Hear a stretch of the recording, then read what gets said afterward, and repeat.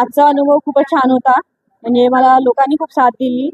भरपूर सोसायटीतून लोक आले आणि आम्ही LM मध्ये आणि आजूबाजूच्या ज्या परिसरात जी ऍडव्हर्टाइजमेंट केली तिथून खूप सारे लोक आमच्या एक्झिबिशनला आले होते. असं होतं की लोकांनी मला सांगितलं इथे DN नगरमध्ये तेवढं आम्हाला अवेलेबल नाही आहे मार्केट.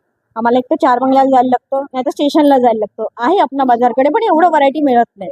तर म्हणून ती कल्पना आली की काहीतरी ह्या लोकांसाठी, की हे लोक इकडे एक काहीतरी एका दिवसापुरतं आपण त्यांना काहीतरी तो मार्केट अवेलेबल करून देऊया का, असं विचार आला आणि हे केलं.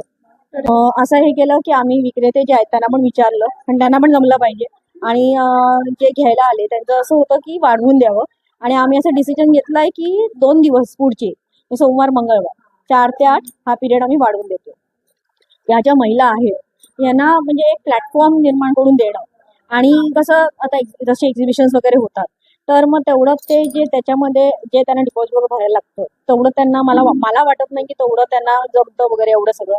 तर आपण असा एक प्लॅटफॉर्म करून देणं की त्यांना घरातून बाहेर येऊन एक मार्केट अवेलेबल करून देणं. आणि नंतर पुढे जाऊन पण म्हणजे असं नाही की आता इथेच संपलं, पुढे जाऊन पण असं की एक व्हॉट्सअप ग्रुप नाही तर एक सोशल मीडिया असं एक त्यांना डेव्हलप करून देणं की त्यांचे पुढे पण ते स्ट्रगल मधून ते बाहेर येऊन ते एक कुठेतरी त्यांना प्लॅटफॉर्म तो चालू राहील. इकडे अंधेरीमध्ये एक असं इन्स्टिट्यूट आहे जिकडे ते अन्न मुली अन्न महिला असे वेगवेगळे प्रोडक्ट्स बनवतात.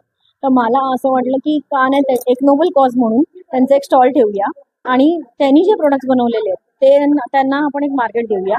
आणि त्यांच्यासाठी एक म्हणजे एक प्लॅटफॉर्म निर्माण करूया जिकडे त्यांचे प्रोडक्ट विकले जातील.